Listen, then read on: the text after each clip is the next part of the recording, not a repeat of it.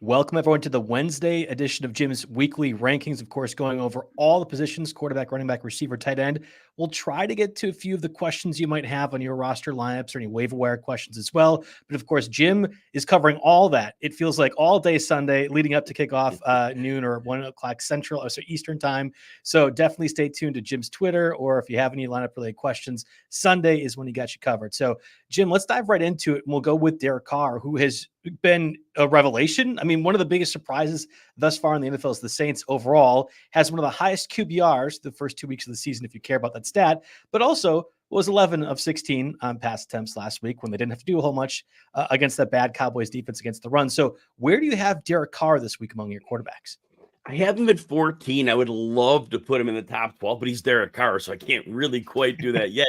But I have to tell you, I was excited about Derek Carr coming into the season because Clint Kubiak got hired. And I kept saying it was an intentional hire. It was going to be some play action. And if Carr is kept clean, we saw it way back a couple times in Las Vegas. We saw on the 38 attempts when he had play action last year, small, tiny sample. He's the number one quarterback with play action. And look through 2 games. We've seen play action, we've seen rollouts, and we've seen screens. And much of the time, now week 1, you threw it out. They played Carolina. Who cares, right? But week 2, they played Dallas. And I thought, well, Micah Parsons and Marcus Lawrence are going to be in his grill all day.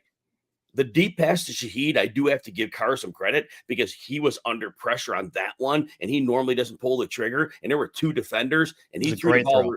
He either threw it where it's complete or incomplete, which that sounds stupid, but it wasn't going to be intercepted. And that was the key.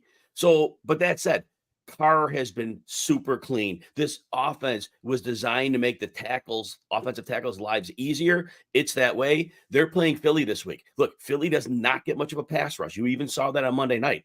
Their corners, Darius Slay's getting long in the tooth. Young corners that rotated on through the other spots. This is a very, very attackable spot. Right now, Saints look like they're kind of for real.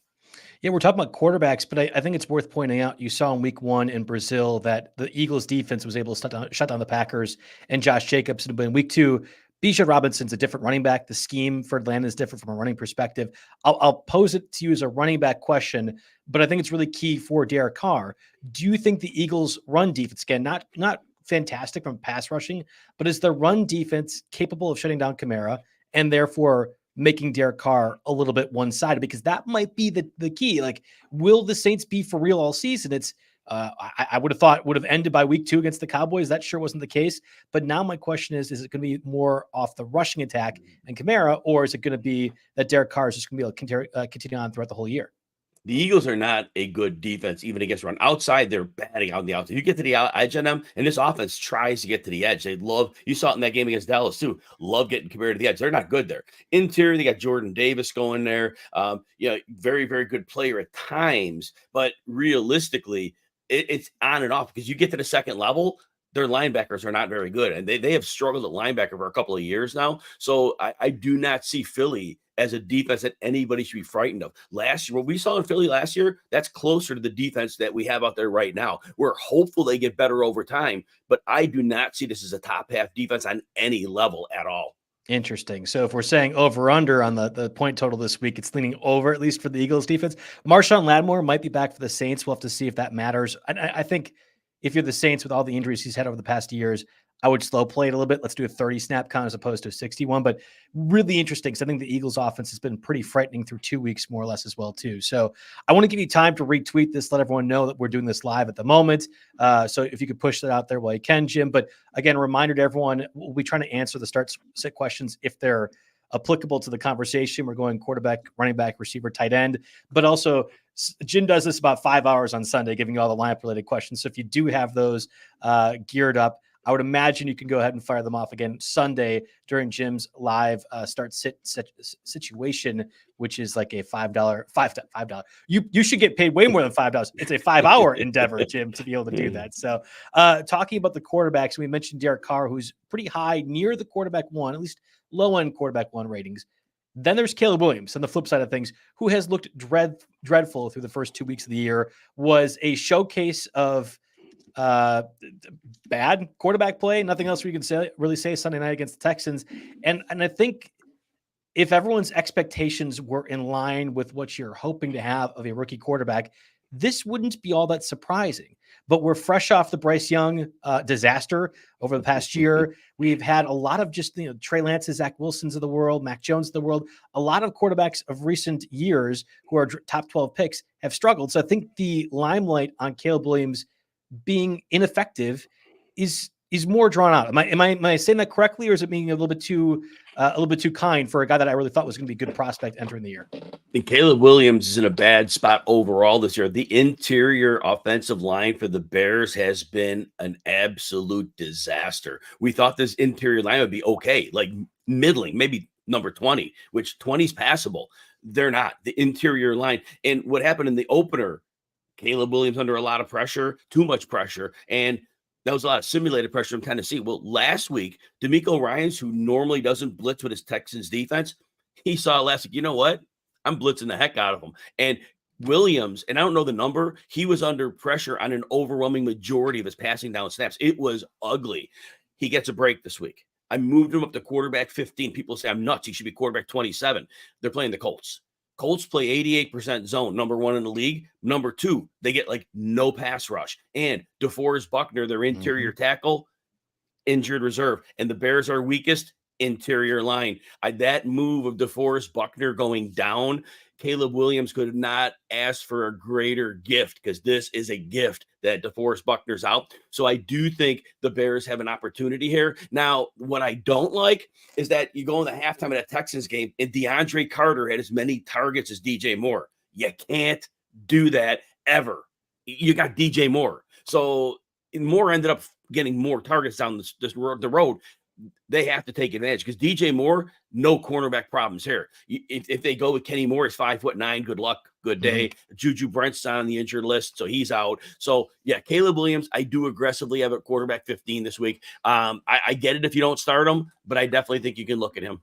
I'll pose the question to you in this way too. Does the status of Keenan Allen matter to Caleb Williams' fantasy value? Because the obvious answer is yes. You want to have really good receivers out there, especially if Keenan Allen playing means less DeAndre Carter. That's good for everyone.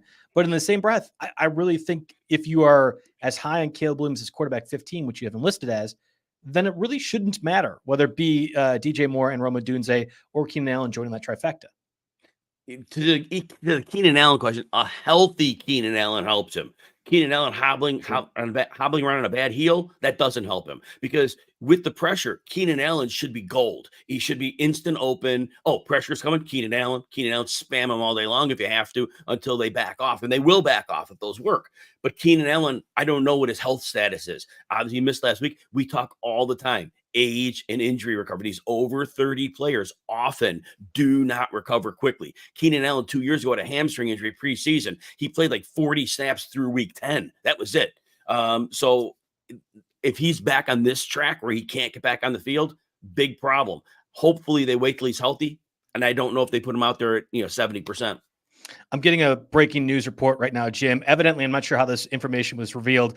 The Rams have offered Jim Coventry a contract, at least for the practice squad, to join the Rams as a pass catcher, given all the injuries to Puka Nacua and Cooper Kupp. Now, I have no idea if my co-host here, Jim, has declined that contract. You'd imagine even a practice squad deal would set you up for life, or it feels like at that point. But is it worth it getting schmucked by the 49ers? Because that's what feels like is going to occur with Matthew Stafford throwing to very, very less than able bodies, it feels like, at this point of the season. Yeah, Matthew Stafford, you have to feel bad for him right now, because this is not going to be pretty. I moved Matthew Stafford all the way down to quarterback 25. Jonah Jackson, who they picked up from the Lions in the offseason, was their center. He's done for a while. Their other guard, Steve Avila, we know last week was on the injured reserve.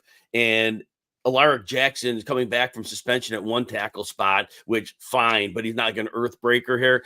Look, the 49ers defense is going to overwhelm Stafford. And now we could say Tyler Johnson's real nice if you have Kupp out there. And we could say DeMarcus Robinson is very nice if you have Kupp and or Nacua out there. But now these lead receivers on this team are DeMarcus Robinson, Tyler Johnson. Oh, it's a disaster. And Kyren Williams running for 2.5 yards per carry, because last year we had that interior line, like 1,000 pounds of those guys just going downhill. They have nothing on the interior. Kyren Williams at 2.5 yards per carry. It might get lower than that with this latest rash of injuries. I don't know how they score 10 points in this game. Look, McVay's a genius. Stafford's going to start getting hit. And when Stafford gets hit, it's not pretty. And I'm worried for his back. He's had back injuries, he's had neck injuries. I'm very concerned for Matthew Stafford. And it's almost, they're going to certainly play him. It's almost irresponsible to put him out there right now in this scenario, but he's a gamer and he's of course he's going to do it. But I'm concerned for his safety and for this overall offense.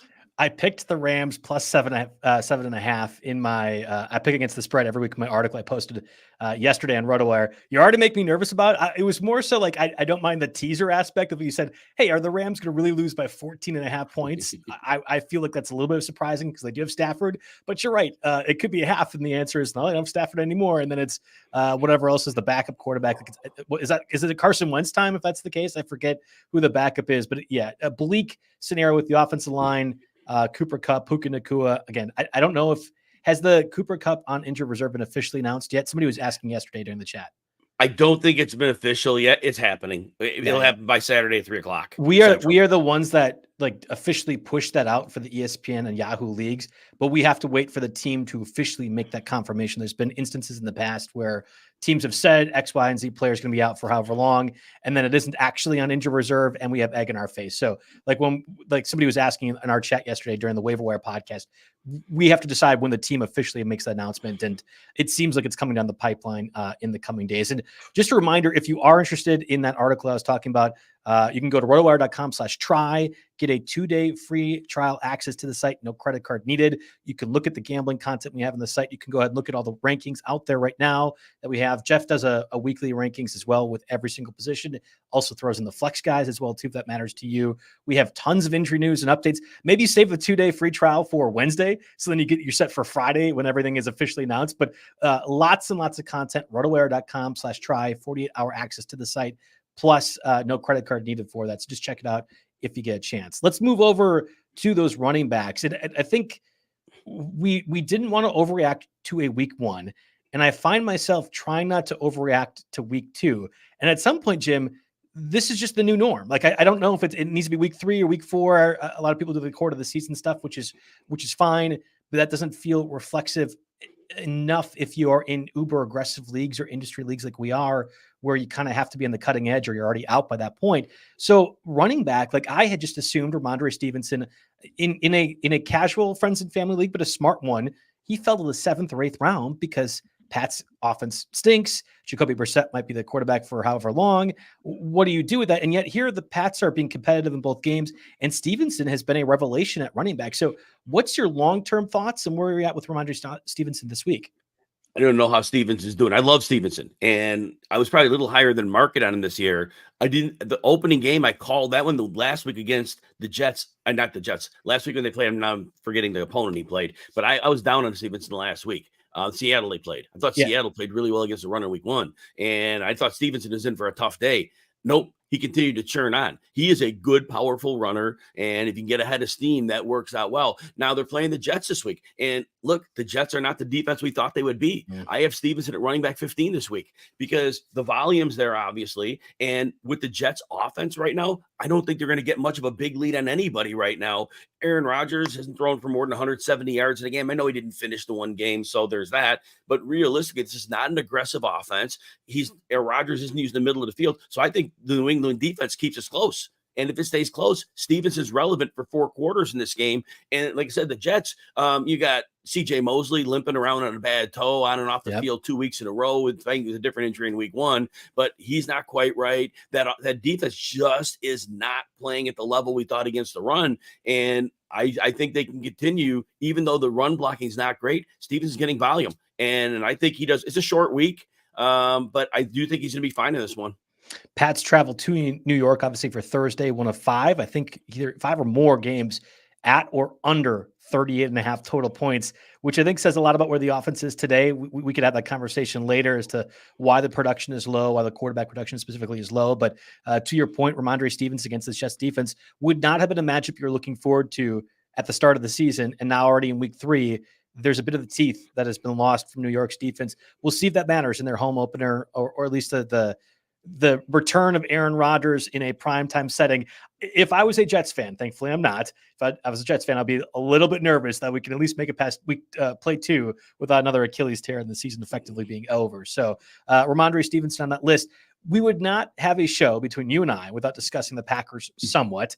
I was cautiously optimistic that the Packers would win Sunday. I went to the game, but more importantly, my wife went to the game, and she's the good luck charm among all good luck charms. So that was the reason I think the Packers win. We're not going to Titans. We're not traveling to Tennessee this week. So can the Packers do this same game plan 2 weeks in a row, or is it possible Josh Jacobs is going to be in line for less than 100 yards for the first time this season or close to it?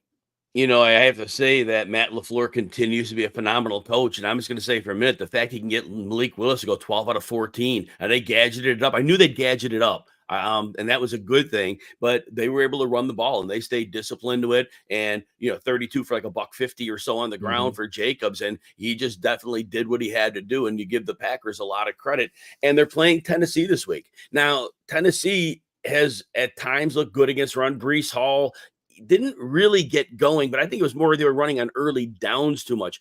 Overall, I don't think Tennessee should be any great shakes on the ground. This is a team that can be overwhelmed, and I do think that we're going to see a bit of that here. Now, you would think as teams go in, you overstack the box and you make Willis beat you. And if at some point a defensive coordinator comes in and says, we're going to just sell out, we're going to go 9-man front, Malik Willis, we don't think you could throw it over 10 yards and beat us. And if he does it once or twice, so what, I would say.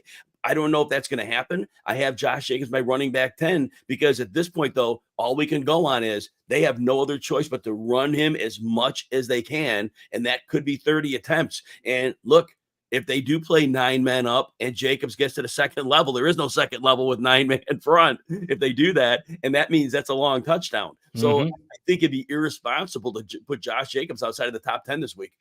All those counters that they're running against that Colts defense, that was with DeForest Buckner out there for at least for the first half, I thought was really interesting. But the part about a counter, and at least from my knowledge of football, and you know far more than me, Jim, is it works on occasion when a defense isn't expecting it. That's why a counter would be effective. If you put on tape 15 different counters, you would imagine the Titans defense knows what keys to look for. So I'm a little bit concerned. Again, I can be cautiously optimistic because I need to be as a Packer fan, but I would be a little bit concerned that that kind of game plan won't happen, and therefore Malik Willis might have to pass again. I don't know what the over-under on his pass attempts will be. I'd imagine you could take the under on whatever it's set at come Friday, and you'd still be more than in the money, like it has been basically in his entire career. But if the Packers are to win, it's not because they're going to run for 225 yards in the first half. I would be very surprised if that is a repeat performance from last week. Speaking of repeat performances, I believe we had on this very show last week, J.K. Dobbins just outside the top 20 rankings. And you and I both said, let's understand what happened in week 1. Chargers wanted to establish the run. J.K. Dobbins had a 46-yard run and a 61-yard run. He got tracked down on both of them. But hey, he was out there healthy, and it was very clear what Jim Harbaugh wanted to do. And then we said, it's the Panthers. They're awful. No Derek Brown. Play J.K. Dobbins if you have him. Lo and behold, goes insane. Maybe didn't win you the week, but certainly was a fantastic value for where he was going relative to his ADP. Now we're talking about real NFL teams, not the Panthers and the Raiders, but the Steelers. And it's a game plan with Pittsburgh and Chargers who probably want to do the same thing. That was another one of the over-unders under 38 points for week 3. Do you think J.K. Dobbins is a start in your lineup again? Justin Herbert is in some way limited. We're not sure what the injury is right now, and that can't help. And Pittsburgh has been a very good run defense so far. And you have to think 2 weeks of film out on this team. They know they want to run. And Pittsburgh is more than able to load up and go after it. Again, I don't think they're going to be afraid of Quentin Johnston, Josh Palmer. What do you say? Nothing to worry about there. So I think that said, Pittsburgh comes in very, very aggressively defensively. And I love J.K. Dobbins. This game is at Pittsburgh. And Pittsburgh usually plays another level amped up for their defense at home. And they want to play slugfest. And the good news for the Chargers is, though, it's not like the Steelers are scoring a lot of points. So game script wise, it should be able to stay conservative.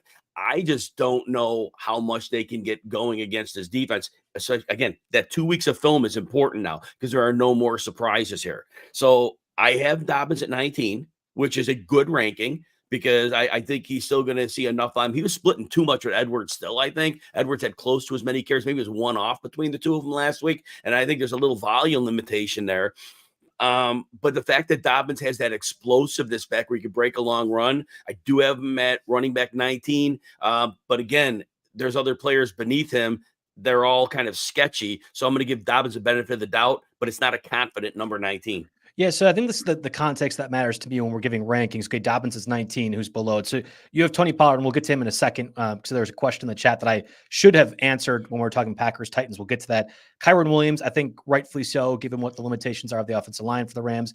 You have Brian Robinson at 22. That one's interesting to me if you think the Commanders-Bengals game goes a different way, but it's almost like you're being counterculture to be counterculture if that's the case. And I don't know how I feel about that. Sometimes the right call in fantasy gets weird, but that's not like analysis that I would want to give. You have Zamir White at 23 against that Carolina defense. It's entirely possible. And I made this case yesterday on the Waiver Wire podcast. You as the Panthers organization do not choose to bench your number one overall pick just from last year, unless you are concerned you're going to lose the locker room. That is the, like, you could think Bryce Young will continue to do that all year round, but you can't get rid of that investment unless you're losing the entire team. And I think that's what's going to happen. I almost wonder if everybody gets reinvigorated, at least the dead cat bounce, like when the Raiders fired Josh McDaniels directly, and then the Raiders actually played well. It's right, like that kind of play out scenario for it. So something to keep in mind. Zamir White's an interesting one. That'll be a little bit tougher for me. Zamir White or J.K. Dobbins. Najee Harris against the Chargers defense, reverse scenario. I agree with you on that one. The one I'll maybe consider, and this is because I have a soft spot to the worst degree, is DeAndre Swift against that DeForest Buckner-less Colts defense. And if you want to make Caleb Williams good, you theoretically make the running game good. But in that case, why haven't they done it the past 2 weeks then? So, yeah, I mean, 19 is a tough ranking, but I think it makes sense with the other guys below him. That's fair, right? Yeah, absolutely. I mean, you expounded on it well enough. I don't need to say much more than that, because we can talk about any of these specific players. You want to go over that, tell me which one you want to talk about. But otherwise, I think you expounded well. I do think, though, if we have a moment, Pollard is one we definitely want. Well, really, Kyren Williams more importantly than. I think. Well, hold on, because I have the question pulled up here, and I think it's important. So this person's asking, should I start Rhamondre Stevenson, or at least in my mind, looking at these options, you could interject if that's the case. But it's Rhamondre Stevenson or Tony Pollard, and I think in this case, I would rather play Tony Pollard. I mean, he clearly seems to be the starting back. Tyjae Spears got injured during the first half of that Titans game, and the Packers' run defense, despite all the great things Jeff Hafley has done, has not looked very good against the run through the first 2 weeks. So would you rather start Stevenson or Tony Pollard? So this is how I answer these questions. If you want the safe play is Stevenson. He's going to get volume. He's going to have a floor. He has a very good chance of scoring at the goal line. But, 40% chance is a good chance. I believe Pollard has more upside here. I believe Pollard could break a big run or two, but he's going to be necessary to do that. You're going to see last week, Tyjae Spears had less work again. He got dinged up in the game, and I don't know what his health status is, but apparently he was supposed to get more work in that game, and because of the injury, didn't. So there's a little bit of hesitation there. But I do think if you're going to shoot for the upside, I do think it's Pollard, who's coming off of 2 very good games, and he does look outstanding. But again, Stevenson, when you're getting 20 touches a game, that's a floor play, and there's always some merit in playing a floor play. I would go Pollard as well, too. So I would play Pollard over J.K. Dobbins and Stevenson as well. But I'm maybe not as successful sometimes in these scenarios. So I understand where the indecision might be. But it sounds like both you and I, if you're looking for the high upside scenario, would suggest Pollard against that Packers defense. So I had interrupted you. Go ahead with Kyren Williams and his mark down, at least from relative past weeks from the weekly rankings. Yeah, Kyren Williams, he's getting the work. And I with the offseason, I thought with Blake Corum getting added, with the injuries, missed 12 games in his first 2 seasons. I was very concerned about it. But then Williams comes out and he's getting almost all the work. The problem is, and I mentioned this a little earlier in the show, when we talked briefly about the Rams, is the Rams lived on what we call duo last year, downhill running attack. Those 3 interior pass protectors or run blockers, they just were getting and blowing up the interior lines, and it was leading to second level runs over and over and over. And Kyren Williams looked like a superstar. Well, here we have it. Those injuries have depleted that line. Now their interior line is probably one of the 3 or 4 worst in the league. And Kyren Williams, who in my mind, when we saw him in 2022, when they tried to force him on the field, and he was not good at all until the system got better in 2023. Well, now he's back to that version of 2022 where he is who he is. He's not a great running back. He needs the system to work, the pieces around him to work. Well, the 49ers will have zero respect for the passing game. Look, they know who Sean McVay is, but they have no concerns about being able to get to Stafford, and they're not going to be able to establish a run. I put Williams all the way down to running back 21. I just don't see a scenario where he gets going here. Even his receptions have gone for like no yards. I think it was 3 catches for 4 yards last week. That's not helping anybody. So right now, that offense is so potentially toxic, and in a bad matchup, Williams, again, running back 2 okay, because he's going to get volume, and you hope they even get the ball in the red zone once for him to be able to fall in the end zone like he did the last 2 weeks. I don't know if they get there much. Yeah, and I'll pose to you another way. If you are needing Kyren Williams to get a touchdown to salvage his day, if you are in a legal state that allows you to bet, just cover yourself and say Kyren Williams touchdown anytime. And that more or less gets you set. Your fantasy lab isn't impacted, and you can maybe make some money. Because I would agree with you. That feels like an unlikely scenario with the matchup of the Niners. You'd imagine hungry after a pretty surprising and disappointing loss to the Vikings last week.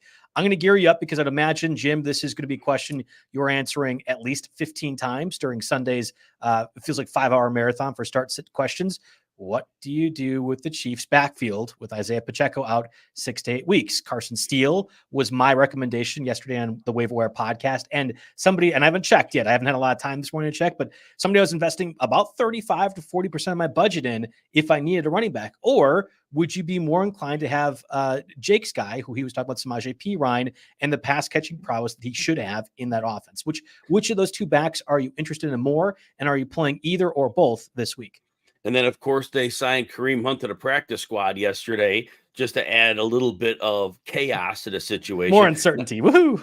Right, exactly. Now, what I will say about Kareem Hunt is he was washed last year. Right. And we talk about backs who look like they're getting washed. But here's the thing. Washed backs who stay employed tend to be able to keep getting volume and doing okay. It's washed backs that are let go and unemployed where nobody wants them for months and months and months, like the Dalvin Cooks of last year. Those backs, Leonard Fournette, they tend to be really washed. And so now bringing in Kareem Hunt, whether he even gets activated to the real roster, to me, sketchy at best, because the fact he was unemployed when teams needed people, that's a real problem. So to answer your question, I see it this way. And remember, the Chiefs classified Carson Steele as a fullback, actually. That's how they classify him. He is probably going to get more of the grinder carries. But Samaje Perine is not an ineffective runner. He can run. He's not great, but he is a somewhat effective runner. But he is a great pass protector, and he's a very reliable receiver out of the backfield. If you're in a full PPR league, Perine gets the edge because he has to catch some passes here. If you're in a half PPR league, I think it's close to even, because I think the goal line work more likely than not would go to Carson Steele. So I do think it depends on the scoring system for that. That said, I wonder how much more they're just going to lean on Mahomes to throw the ball, but still don't discount and then bringing somebody back in. I know they've had Deneric Prince in and off the roster, and I don't know if that means he's absolutely horrible or if they feel at some point, try it out this week, see what happens. But like I said, in the short term, I'm just very worried whoever is there now may not be the back in 3 weeks, and we'll see how that works. But again, half PPR it's Steele, full PPR it's Perine. Yeah, that's a fair point. One of the things, just to reiterate for a lot of folks, it's one of the few teams that will not do those tush pushes or quarterback sneaks relative to the rest of the league-wide, because when Patrick Mahomes did do it a couple of years ago, had that broken kneecap, and I think since that point they've realized, well, what if we literally do anything else creative-wise to use the best quarterback possibly of all time and all the weapons he has? So while they could certainly just bludgeon the ball into the end zone with Carson Steele, they've been uniquely good at those touch passes to Travis Kelce, or now you have the end-around speed for Xavier Worthy. There's a lot of other unique ways they can score, but that might be the difference, let's just say, as opposed to backup running back X for the Eagles. Well, I wouldn't invest as much because Jalen Hurts could get those red zone touchdowns. Carson Steele would profile in that facet, and I think at minimum is somebody that I was going to be happy to get from a top waiver perspective. So let's go over to the receivers. And I think it's a fair question right now with what Cliff Capital is asking with the Dolphins itself. And I've had a question already asked from me today What do you do with Jaylen Waddle? And I think let's play this out further. What do you do with Tyreek Hill and Jaylen Waddle? Because this passing attack with Skylar Thompson as the quarterback today, Tyler Huntley, I would assume, who's significantly better in just about every way, will start at some point. But I'm imagining this to a scenario, and maybe this is fair, maybe it's not. He's going to be out for quite a while, and the Dolphins offense will stink for quite a while. They play some pretty easy opponents over the next couple of weeks. Maybe they can get by, but offensively, how are you ranking Tyreek Hill and Jaylen Waddle? Are you panicking isn't the right word because it's not their fault, but are you trying to deal either one of them if you have the opportunity to do so? Trying to deal them may not be the worst idea in the world, just to see what you can get. If you can't get a fair turn back, it's fine. Tyreek Hill is normally my number 2 receiver. I have him at 8 because, and I'll explain in a minute, there's so many things he can do. And Jaylen Waddle, I was putting him near like 13 and I moved him only down to 16, but that I may need to go a little further. And I may move him down as far as 22 or so as I think this more through. But here's the thing. Mike McDaniel gets a little bit of potential credit here because I just see him dialing up a lot of he might bunch these. I see him bunching up these receivers on one side to get a free release for somebody and running slants. And Waddle and Hill are so insane in traffic, so fast, so elusive. I could see Mike McDaniel making it work. Skylar Thompson might not have to complete a pass of more than 5 yards and get these guys relevant, but there's downside. There's absolute downside here because if Mike McDaniel doesn't do what I expect he'll do, and we don't know, that's the uncertainty makes it. Seattle, look, Reek Woolen, outstanding corner, but he's a big handsy, physical big guy. Yeah.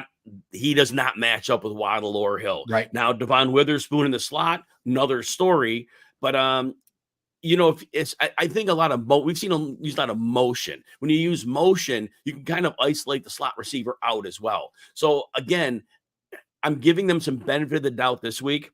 You can't sit Tyreek Hill. You just cannot sit him. And Waddle, for what your expectations are, he only had 5 targets in each of the first 2 games. That's not enough. He needs more than that to do anything. But I don't know how much the running game is going to do here. Devon Achane as a receiver has been great, but the defense knows they're going to have to walk things up. Even though you got the potential speed of Hill, they're not going to worry Skylar Thompson's going to beat him deep. So I think they're going to pack it in. And I think that, again, it's going to be a lot of quick hits to Hill and Waddle. So I have them ranked moderately. I think you start them, but just diminish expectations. I would push Waddle significantly lower because I think he's the one. Like you can game plan things for Tyreek Hill just so easy because he's one of the fastest players on the planet and what he can do with the ball in his hands. Not that Jaylen Waddle isn't that as well, but it's just tough to do that for 2 different players. You'd think it'd be easier, but for a limitation quarterback that I think Skylar Thompson is, that's my concern. I'll give you it this way. I kind of feel like James Conner, whenever he's healthy, is your litmus test among good running backs, not great, somebody that everyone knows, but also isn't like heralded to such a degree that it costs a lot. Would you trade, if you need a running back, would you trade Jaylen Waddle for a James Conner? Yeah, I would. I definitely would do it. Look, Connor's going to miss 3 games. I don't know when they are. He's going to miss 3 games. Does it every year. But yeah, I would make that trade. Connor is in what I preseason, I said, don't be surprised the Cardinals are a top 5 offense. And what we saw last week, they're probably on track to be that right now. And what that means is there's going to be space for Connor that he's never had before because teams actually have to respect their passing game now. So yeah, I do think you make that trade. So that's where I go back to. That's my litmus test. Or like even Rhamondre Stevenson for Jaylen Waddle, I'll have to think about it a little bit more, but that might be one of those. And we're talking about a 2 or 3 round beginning of the year ADP, and that's only 2 weeks ago where that happened. So just keep it in mind if you're looking at Jaylen Waddle. That's the one I'll be trying to trade away if possible, if I need to improve my positioning at all. And I want to remind folks before we get into more of these receivers that we obviously have a YouTube channel right now. Content going up just about every day. At this point, Jim's face is on there about 15 times throughout the week, which is great because he's giving the best coverage possible. If you haven't found the RotoWire Fantasy Football YouTube channel yet, please consider subscribing. Click that notification button so you don't miss any Jim's content, myself, anything else like that. We've been doing a lot of great stuff on there. We want you to check it out. So RotoWire Fantasy Football YouTube channel right now. I want to spend a little bit of time on Chris Godwin, who I think has been one of the, if I could trade for X player after 2 weeks, and you and I get these questions all the time, either on the radio hits we do or SiriusXM, if I could trade for one player today and get him at cost or a little bit above, my answer would be Chris Godwin, because slot Godwin is back. better than ever. Baker Mayfield is mania is happening in Tampa Bay. Everything's great. They beat the Lions of all teams. I think Chris Godwin is one of those that by the end of the season is a very easy lock for top 10 numbers in full point PPR. But are you a little bit lower on him this week? I have him as my wide receiver 19. Hard to put him higher because his targets are like 8 a game. He's crushing on 8 targets. He needs to get those targets into the 9 or 10 range. And I know you don't get 9 or 10 targets every week. Nobody does. But ultimately, what we're seeing is, and I said this before the season started, I go, if Liam Cohen, as I expect, brings in these Ram concepts and he tightens up the 3 receiver sets, and, we're saying a lot like they used to in Tampa Bay, they would do traditionally run them on the outsides, kind of like the Bengals do. Well, now we saw it in week 1 right away. It's a condensed split like Cooper Kupp. Remember, Puka Nacua real close to the formation, and that allows a lot of free releases. That's exactly what they started doing in week 1.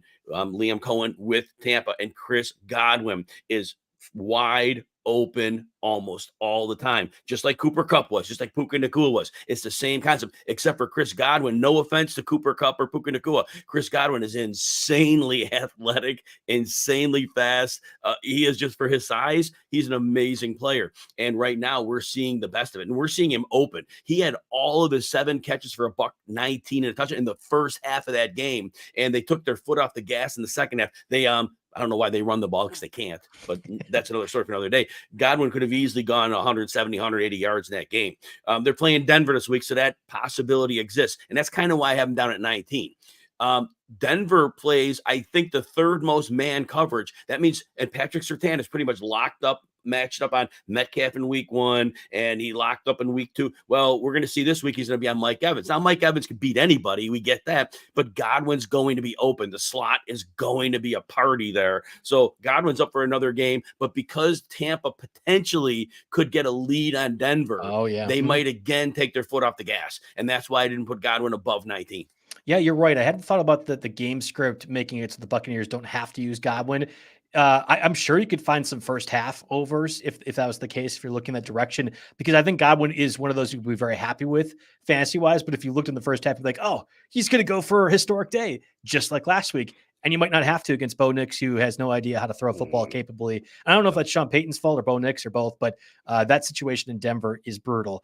I'll stick on the negative train. I had a lot of questions last week about Michael Pittman. Certainly was disappointing in week 2 against the Packers. Anthony Richardson has been, I think it's fair to say, a disappointment as well. He's some wow plays, but some brutal plays for most of the contest. So Michael Pittman, is he still a must start because of his name? Or at this point, especially, it sounds like Josh Downs will play in week 3. With Josh Downs back, is Michael Pittman someone you're keeping out of your lineup? Man, I moved Michael Pittman at wide receiver 25. And again, that might not be low enough. I think he's in that range with a lot of the hit and miss guys. He's gotten targets, and that's why I'm at 25. It's been 8 targets, I think, each week. And Richards has completed like a total of 26 passes in 2 games. It's not been a lot of passes. But the fact that Pittman's still getting target share, I don't like the fact that some of his snaps will be with Jaylen Johnson on him. Jaylen Johnson has been outstanding for the Bears last year and to start this year. Tyreek Stevenson, I do think when Pittman's on that side, he might get a little bit of an advantage there. But the fact he's getting 8 targets, but I am not excited about Michael Pittman right now. Michael Pittman is a little bit more of a floor play. I don't think he's a ceiling play. He was a ceiling play at times last year. He'd have his big games. I think if you're starting Pittman, you're hoping he gets 6 catches for 50 yards, 11-point PPR day. You'll take that. 11 points, nothing to sneeze at. It's not like, oh, it's horrible. It's not what you want. But I think you're looking at a game like that, and that's a floor play, and that puts him where I have him is in that in that wide receiver 3 mix outside the top 24. So that's where I have him. Normally he'd be a wide receiver 2 last year. Not right now. Along the same lines, it will be probably the downfall of my $500 stake league bill at the end of the year, is Terry McLaurin, who I had thought, and I was convinced, Jim, was going to be the alpha receiver for a team that wasn't going to pass a lot. You think back to the Jacoby Brissett year for the Browns, where Amari Cooper had just joined the team. Well, he's a really good receiver. Even though it's Jacoby Brissett and that team wants to run the ball, a really good receiver is worth a 6th-round price tag.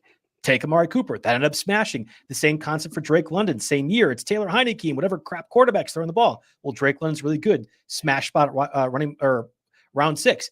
Same concept. Has to apply for Terry McLaurin. Surely. What I didn't factor in, And I'm like the guy that doesn't like Jayden Daniels. I didn't factor in that the Commanders wouldn't pass at all, and that Jayden Daniels would run all the time, and that Cliff Kingsbury, and I should have known this, is just a dunce and has no idea how to run a functioning passing offense. McLaurin is like droppable at this point.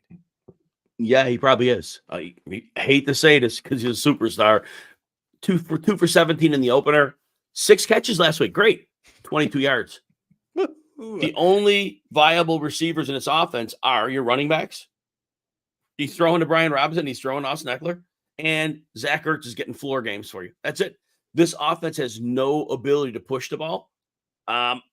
The offensive line is a problem if they're going to have to pass. If they're in that script, that would be a real problem. Now, fortunately, they played the Giants last week, and they didn't have to ever go back and say we have to throw. But the games they do, he's going to be under a lot of pressure and a lot of trouble. And he has shown no ability to throw the ball to his wide receivers. And like you said, Cliff Kingsbury certainly not helping matters. I don't see this fixing itself anytime soon.